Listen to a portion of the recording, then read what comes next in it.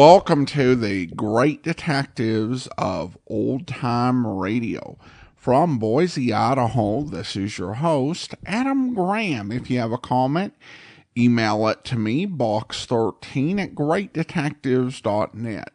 Follow us on Twitter at Radio Detectives and become one of our friends on Facebook, facebook.com/Radio Detectives.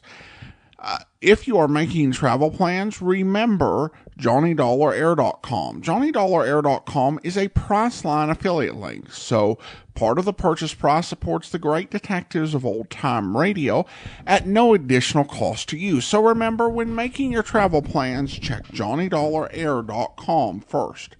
Well, now it is time for this week's episode of yours truly, Johnny Dollar. The original air date, October 6th, 1953, and this is the Alfred Chambers matter.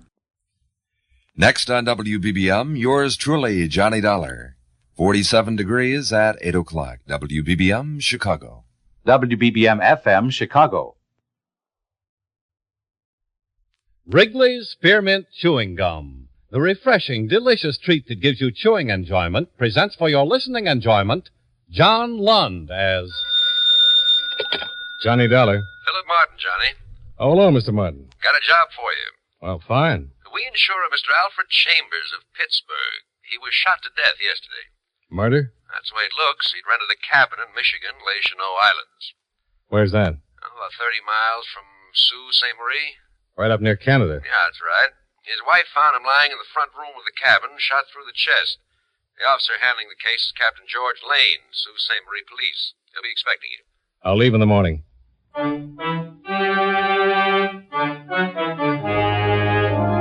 the makers of Wrigley's Spearmint Chewing Gum bring you John Lund in another adventure of the man with the action-packed expense account, America's fabulous freelance insurance investigator. Yours truly, Johnny Dollar.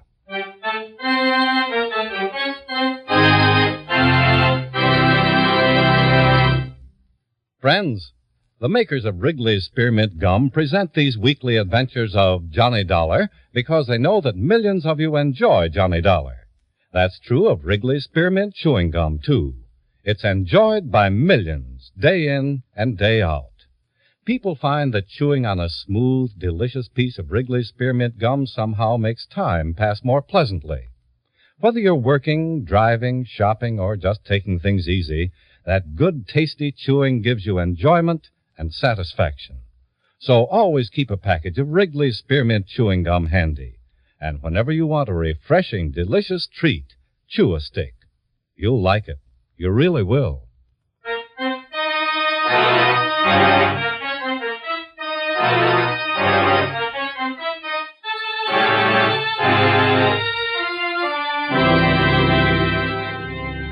Expense account submitted by Special Investigator Johnny Dollar to Home Office, Columbia All Risk Insurance Company, Hartford, Connecticut.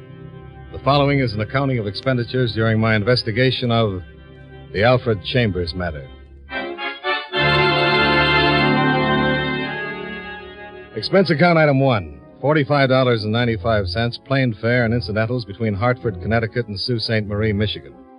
Expense account item 2, 75 cents, cab fare to the local police station, where I introduced myself to Captain George Lane. Sit down, Mr. Dollar. Oh, thanks. Mr. Martin from your company called, told me to expect you. How can I help? Well, to begin with, you can fill me in on the details. Sure. You ever been to the Snows? The Snows? Les Cheneaux Islands. Oh, no. Well, there are a whole group of islands on the fringe of Lake Huron. Les Cheneaux means the channels. It's somewhat of a resort now, but very exclusive. People who go to the Snows have been coming up for years. They own homes on various islands, and altogether a very respectable community. Alfred Chambers rented the Forester cabin. It's one of the islands furthermost from the mainland, about 2 miles, I'd say. He spent 3 days in the Snows, and then his wife arrived from Pittsburgh. Mr. Schoenberg, fellow has a boat rental service, took her out to the island, and she found her husband lying in the living room, dead, shot through the chest. Any suspects? Not a one. Mrs. Chambers told me she'd separated from her husband about a week before he'd come to the Snows, but she couldn't have killed him. Schoenberg was with her all the time. And according to the coroner, Chambers had been dead for about 14 hours. Until the investigation's cleared up, I've been making my headquarters at the hotel at the Snows. I just came in to get the coroner's report. I was going back this afternoon if you'd care to come along. Yeah, I'd like to.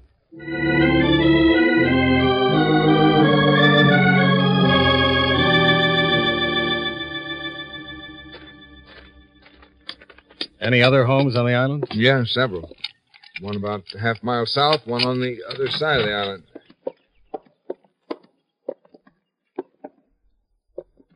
This is where Mrs. Chambers found her husband. Mm-hmm. Lying on his face. The front door was open. He wasn't shot inside the cabin. He wasn't? If you didn't notice when we came in, there was some blood leading up the front steps. See? You can see where it trails in here. Staggered in from outside, Yeah. huh? No electricity in the house. No, Coleman lamps. The other two homes on the island have electricity and phones. But this place is nearly 60 years old. The owners never bothered to equip it with any modern conveniences. How did Chambers get to and from the mainland? Boat. Rented a boat from Schoenberg. When the coroner examined him, he noticed that his shoes were still damp. Later examination showed he'd been in the water, fully clothed. It's funny. I think he was shot probably while he was out on the dock. Fell in the water and waded to shore. You say he'd been dead about 14 hours. That's right. Make it about 5 in the evening when he was shot. What time does it get dark? Oh, up here this time of year, it doesn't get dark till about 9 o'clock. Twilight. Shot in the chest. Mm-hmm. You recovered the slug? Yeah, 22, long rifle. Well, he was shot when it was light, and you think he was out there on the dock. I'm pretty sure he was out there. There was a thick mud on his shoes and on the pants. Now, that mud is on the bottom out there by the dock. In close here, it's more sand. And then to get completely wet like that. Yeah. Well, it doesn't seem likely that anyone could have shot him from the lake. No, they'd have to be out in a boat. That'd be taking a pretty big chance. And somebody on the island. Somewhere in the woods back there, huh? Probably.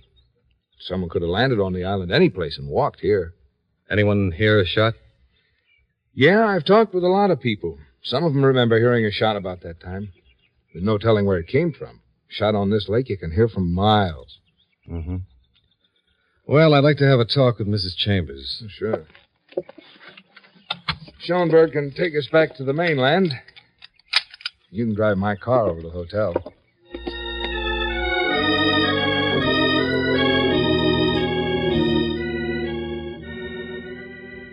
Come in, Mr. Dollar.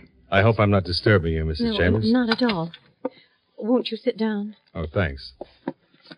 Oh, it's a beautiful view. Yes, isn't it? Is this your first time up here? Yes, it is. Mine, too. You're an insurance investigator. Yes. My company covers both you and your husband. Well, Mr. Dollar, just how can I help you? Answer some questions. I know it's tough at this time. Well, I'll be glad to tell you anything I can. Captain Lane said that you and Mr. Chambers had separated. Yes, that's correct. May I ask why? Is it absolutely necessary? Your husband's been killed, Mrs. Chambers. Your separation might mean nothing, and then again... Well, it was another woman. Do you mind telling me about it? It isn't the most pleasant subject, but I suppose you have to know. About a month ago, Al admitted that he'd been seeing this woman. He said it was serious. We argued. It was a rather nasty argument. We considered separation then, but because of the publicity, we held off. Your husband was in the steel business, wasn't he? Yes. And we have 2 children. Things like this happen all the time, I guess. And I can understand. I saw the girl one night. She was very attractive. Quite young. I think Al told me she was in her last year in college. What's her name? Oh, I don't think it was her fault. She's young, and my husband was certainly a very attractive man. I don't think it was either of their faults, really. Things like that happen. It would be a shame to involve her now. She's already involved. This looks like murder. Anyone connected with your husband is involved. What's her name? Jane Elkins. I've never met her, but my husband told me she's a lovely girl, from a fine family. A week ago, I wouldn't have cared whether or not she was involved in a scandal, but now... Oh, certainly I've suffered enough, and It'll be a terrible thing for my children. I thought a lot about the girl after I found Al. I hoped that perhaps she might be spared. She lives in Pittsburgh? Yes. Your husband left Pittsburgh when? A week ago today. He decided to take his vacation alone. Think things over. Why did you come up here? Well, I thought things over too, Mr. Dollar. I decided to give Al his freedom. I talked with our lawyer, and he suggested I have one more talk with Al. I left the next morning. Did you tell your husband you were coming up? No. There was no way of reaching him. There's no phone on the island. A letter would have gotten here after I did. So you just packed and came up, huh? Yes. I only packed one bag. I wasn't planning on staying. When did you leave Pittsburgh? The morning of the 18th. You arrived the next morning? Oh, I arrived at the Sioux that night. I came to the Snows the next morning. You've never been here before? No. How did you know how to find the cabin where your husband was staying? Well, I simply asked the man who runs the boats. I asked him to take me to the forester's cabin. I see. Can you think of anyone who might want to kill your husband? A week ago, I thought about it. Anyone else? No.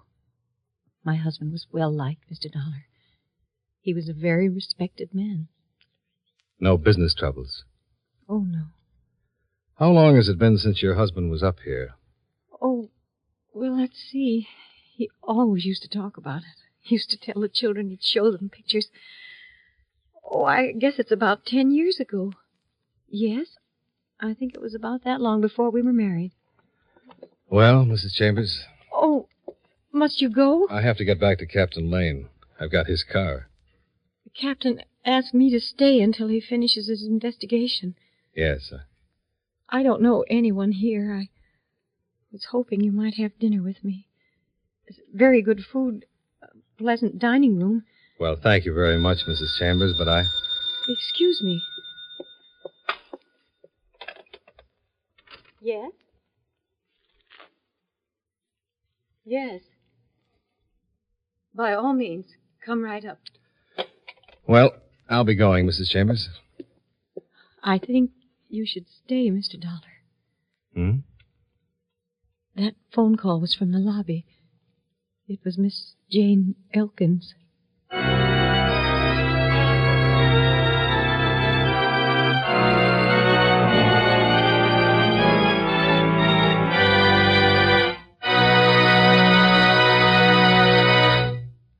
Friends, Wrigley's Spearmint Chewing Gum is a refreshing, delicious treat you can enjoy just about any time.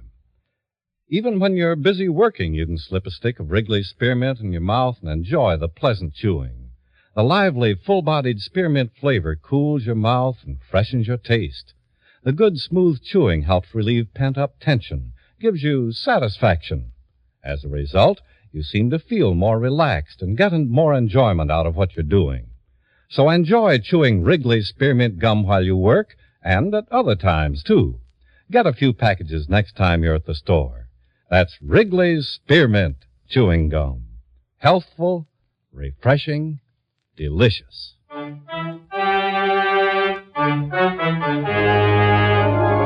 And now, with our star, John Lund, we bring you the second act of Yours Truly, Johnny Dollar.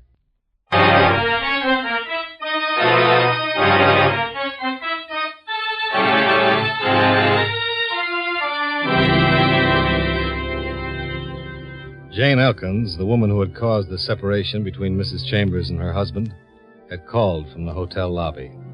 Jane Elkins, the Pittsburgh college student, had suddenly turned up at Les Chenauds. Mrs. Chambers? Yes, come in. We've never met, but My husband told me about you. This is Mr. Dollar. How do you do? Hello, Miss Elkins. I'm sorry. I didn't know you had company. That's quite all right. When you called, I asked Mr. Dollar to stay. He's investigating my husband's death. Oh? Sit down, Miss Elkins, please. Thank you. I must say your call certainly surprised me. When I heard you were in town, I thought about calling you sooner, but... Well, I understand. You were in town when Mrs. Chambers arrived, Miss Elkins? Oh, yes. I came up with some friends. They have a home on one of the islands. Mrs. Chambers, I didn't know Mr. Chambers was coming up here. You didn't? Mrs. Chambers, I wasn't in love with your husband. I never have been.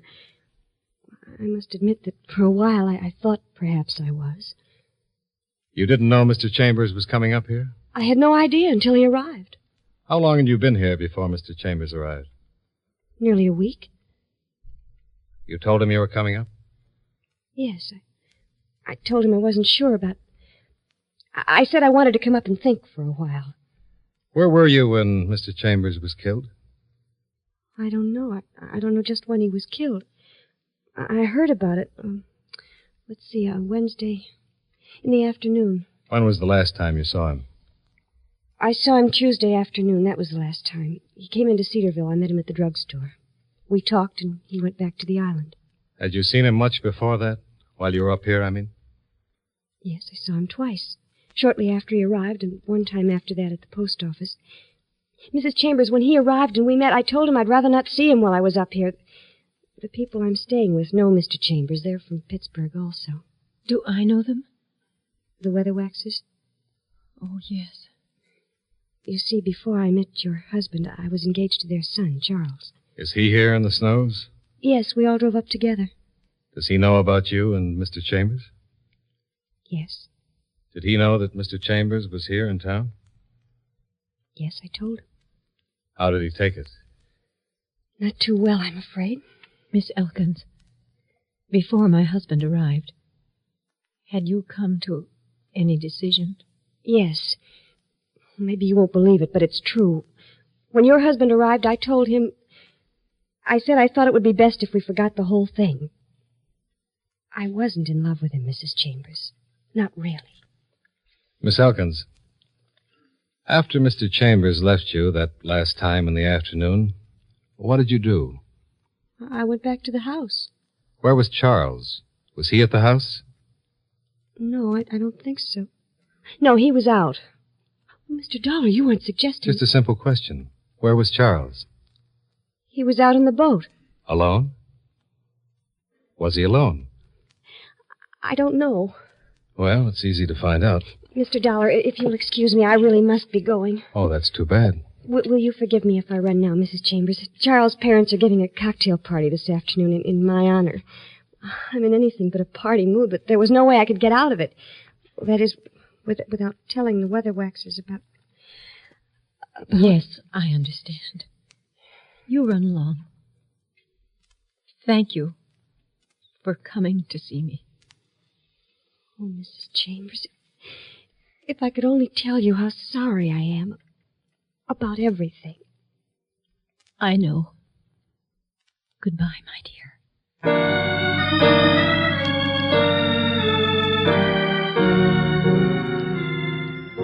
After Jane Elkins left, I talked with Mrs. Chambers for a few minutes more, then made my excuses and drove to the Cedarville Hotel and registered there. I reported my findings to Captain Lane, who said he'd check on Jane Elkins and her boyfriend. Then I stretched out on the bed and tried to figure my next move. Well, it didn't take long to figure. I decided to crash the Weatherwaxers' cocktail party. Expense account item 3, $1.50, boat rental and Schoenberg services as pilot. We made it in 15 minutes. Schoenberg pulled into a long dock where a veritable armada of small craft were tied up. The party was well underway. The guests were milling around on a long strip of white beach about 50 yards below a huge Georgian house. No one asked to see my invitation, so I grabbed a drink from a passing tray and looked around for Jane Elkins. I spotted her a few yards away talking to a stout, mustached party with a rich bourbon complexion. I stepped briskly up to her side. Jane Elkins, I presume? What? Oh. Jane, I wonder if I could have a word with you. Old man, you won't mind if I steal the guest of honor from you, will you? Mind? I certainly do mind. I wouldn't think it... Say, don't I know you? Aren't you Robinson Plumbing Supply? No, I'm Dollar. Insurance. Oh, insurance. Oh, well, excuse me. I'll see you later, Jane. That always empties the hall in a hurry. What are you doing here? I've got a lot of questions that need answers. I don't want to make a scene, but if you don't leave this instant, I'll have you thrown out. You might as well talk to me as to the police. I'm a lot more sympathetic. The police? Yeah, the police. Now just give me some answers and I'll be on my way. What do you want to know? Well, that's better. What time did your fiancé come back here yesterday? I'm not sure. I think it was around 6:30. Mm-hmm. By the way, could you point him out to me? He's standing over there by the bar, the man in the green jacket. Well, he's a big one, isn't he? Now, Miss Elkins, what time did you return here yesterday? About 4 o'clock? 4 o'clock. You stayed here the rest of the afternoon? Yes. Where were you? Where? Were you in the house? You surely can't think that Take it easy. Charles is heading this way. Please go. Oh, not yet. Charles is the man I'd like most to meet. You two seem to be having a fascinating conversation. Mind if I butt in? Oh, butt away, Mr. Weatherwax. My name is Dollar. How do you do, Mr. Dollar? Fine, thank you. If you're through with my hand now, I'd like it back. How's that, Mr. Dollar? I might want to use it again sometime. Oh, sorry. Well, here, you can have it back. Thanks. Now, let me give you a tip. Next time you try that bone-crushing bit, watch out for a left hook. Jane, just who is this little friend of yours? He's not a friend. Oh, no, not a friend. Something much more than that. Much closer. Much warmer. Get out of here, Dollar. Or so help me, I'll break you in two. I'll scatter you all over the beach. All right, Mr. Weatherwax. I'll go. You told me what I wanted to know. You're a jealous man and a violent man. The perfect type. What are you talking about? Charles, he's a detective. He's investigating Alfred's death. Oh, why didn't you say so, Dollar? I'm not answering today. I'm asking. For instance, where were you yesterday afternoon? And do you own a .22 rifle? Chambers was killed with a .22. The slug can be traced to the rifle it was fired from. They call it ballistics. Isn't science wonderful? Goodbye, Charles.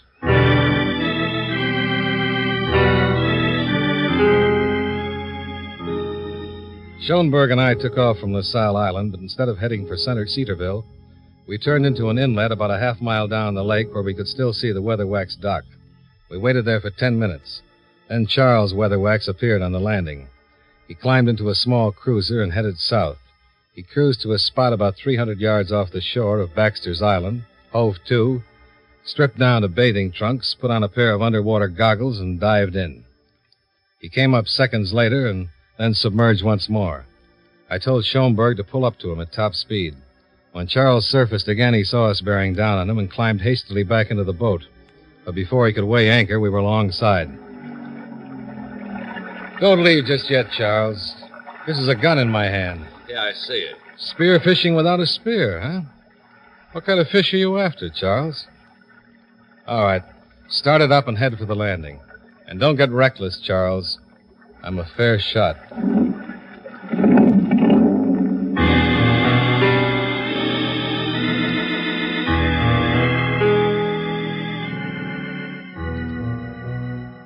All right, Charles. All ashore that's going ashore. We regret this, Dollar. All right. Let's go up toward the house. We can talk better there. Come on, move, Charles. Move.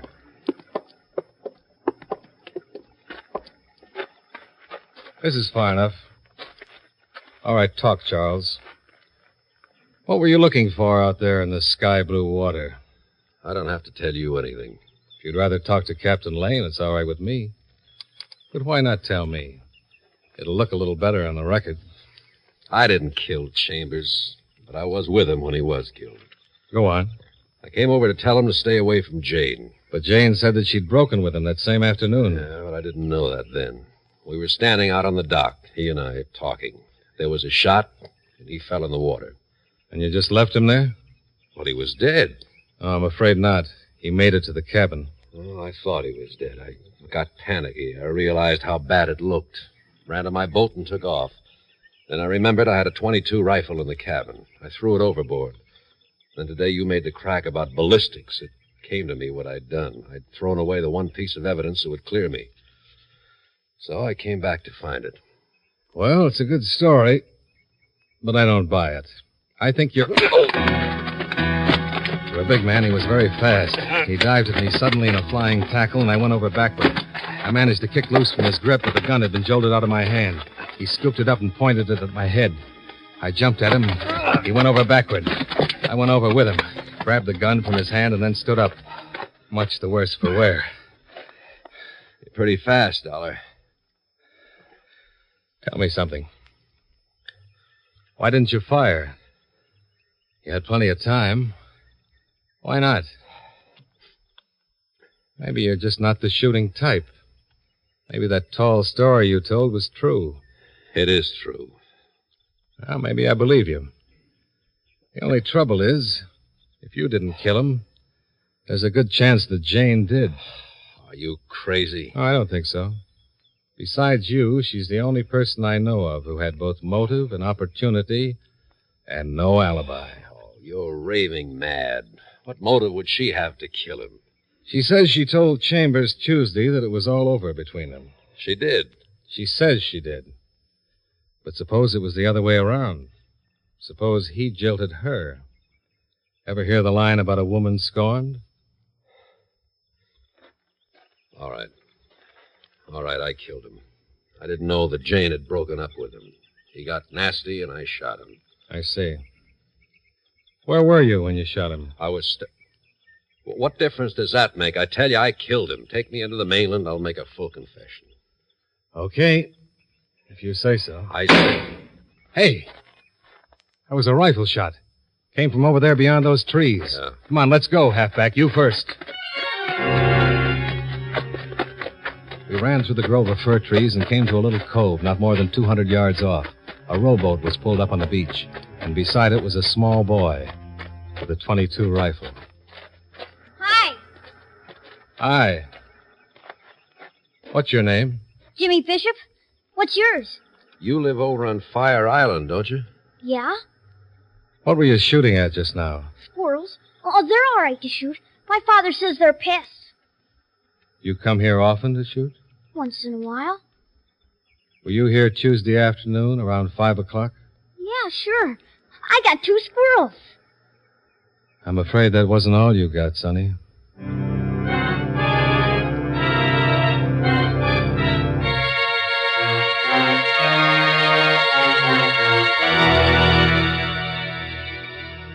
Well, that's the way things work out sometimes. You think you've got a cold-blooded murder on your hands, and it turns out to be a young kid who shouldn't have been given a gun on his birthday. The .22 was checked by the ballistics department and proved to be the one that had fired the fatal shot. At the inquest, the jury returned a verdict of accidental manslaughter. However, it's doubtful if young Jimmy Bishop will ever want another gun as long as he lives.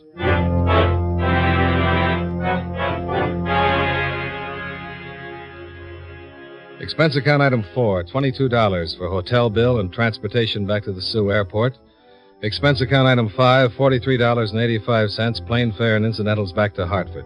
Expense account total, $114.05. Yours truly, Johnny Dollar.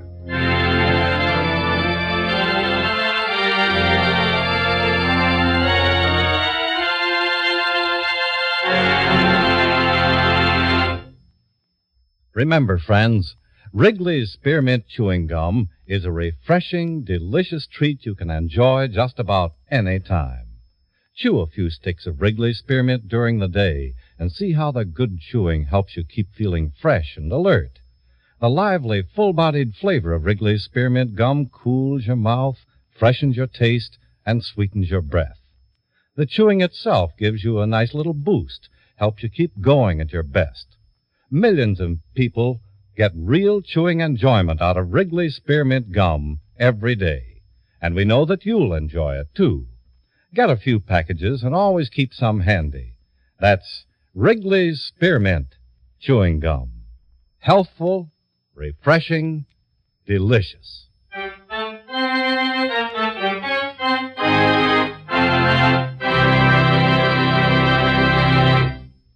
Yours truly, Johnny Dollar, Brought to you by Wrigley Spearmint Chewing Gum, stars John Lund in the title role and was written by Blake Edwards with music by Eddie Dunstetter. Featured in tonight's cast were Hal March, Marvin Miller, Jeanette Nolan, Jane Webb, and Dick Beals. Yours truly, Johnny Dollar, is produced and directed by Jaime Del Valle.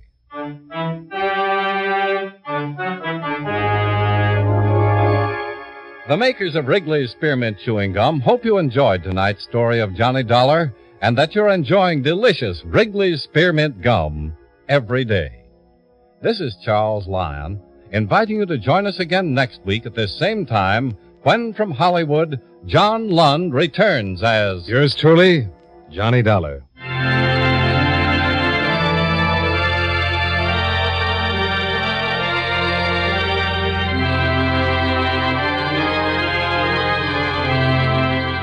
This is the CBS Radio Network. Welcome back. So this is one of the more extreme examples of the post-Dragnet trend that Johnny Dollar really did lean into in having us spend the majority of our story on one particular line of inquiry, only to have it turn out to be a complete waste of time. Pretty much the entire storyline, every question, every moment Johnny spent, up until they found the boy who was shooting the .22, turns out to be a waste of time. I think that's probably taking the whole idea, which is to show that realistically, things happen and your lines of inquiry don't always pan out. And it seems really odd they're kind of inserting the .22 rifle for Christmas sort of storyline after that famous Dragnet episode, which, I think has to be the inspiration for this solution, and just kind of sandwiching it in. I don't know how disappointed I am, because the story didn't grab me too much. It felt like the scene with the widow went on too long, and it was essentially the Mrs. Chambers and then the girl both sitting around being very painfully polite. I found myself thinking, there is a reason that Mr. Keene got the big ratings, with people being all catty and implementing each other in the murders, because that's a little bit more interesting than everybody just being all nice and deferential. A little of that would have been fine, but I thought this scene went on way too long. All right, well, now I want to thank our Patreon supporter of the day. Thank you to Tom, Patreon supporter since January 2020, currently supporting us at the Seamus level of $4 or more per month. Again, thanks so much for your support, Tom. And that will do it for today. If you are enjoying this podcast on YouTube, be sure to like the video, subscribe to the channel, and mark the notification bell. We'll be back next Friday with another episode of yours truly, Johnny Dollar. But coming up tomorrow, we have an episode of Tales of the Texas Rangers where... All right. Call me when you find him. Thanks, Sheriff. Where you been, Will? Just out having a beer. That Sheriff Bennett you were talking to? Yeah. Your friend Tovich telephoned you a while ago. Tovich? Oh, you didn't tell the sheriff about Tovich. I sure did. Sheriff just called to say he located Tovich's rooming house over in Biggerstown, but Tovich wasn't there. But I've told you 100 times it's the worst thing in the world you could do. Tovich finds out, he'd kill me. Will, Maybe he has found out you told the sheriff. Maybe he's on his way here right now to get me. Look, you got to give me the money to pay him off now. No, Will. No more money. Do you know what you're saying? He'll kill me if I don't pay him. He told me so. Now, you listen to me, Will. I've reached the end of my rope in this whole rotten mess. I'm through. You're not going to get another dime from me. I've done everything I can for you, but you're just no good. Please, Dad, I need that dough now. You shut up and listen to me. When your ma died, I promised her I'd do everything I could for you. And I have. I treated you like you was my own son. I've given you a home. I've given you money, a lot of money. And what have you done with it? You've thrown it away to a slimy gambler named Tovich. But, Dad... For 2 months it's been going on. For 2 months you've been bleeding me white to pay off that gambler. I told you to stay away from him, but you didn't. Now it's high time for me to meet him and tell him face to face to stay away from you. No, Dad, no. If you just give me the money this once more, I'll straighten out. I promise you. Your promises ain't worth a bale of straw. That's what you said last week. You'd straighten out. I told you then I'd give you just 1 week to do it, and if you didn't, you'd get no more money from me now or ever. Dad, you don't mean Oh, that. don't I? You got yourself into this mess. You get yourself out of it. Tovich can bluff you, but he can't bluff me. Dad. Huh? What's the matter? Window. Tovich, I just saw him at the window. What? Now he's gone. He's probably heading for the front door. All right, let him. Turn off the lights, Will. But, Dad... Turn them off. What are you doing? Getting my gun. I'll give this Tovich a reception he ain't looking for. No, Dad, no. Front door, huh? No, look, stay away from that door, Dad. Don't open it. Please don't. Can't see a thing. Now, look, Will, you... Will... I hope you'll be with us then. In the meantime, do send your comments to box13@greatdetectives.net. Follow us on Twitter at Radio Detectives and become one of our friends on Facebook. Facebook.com/Radio Detectives. From Boise, Idaho, this is your host, Adam Graham, signing off.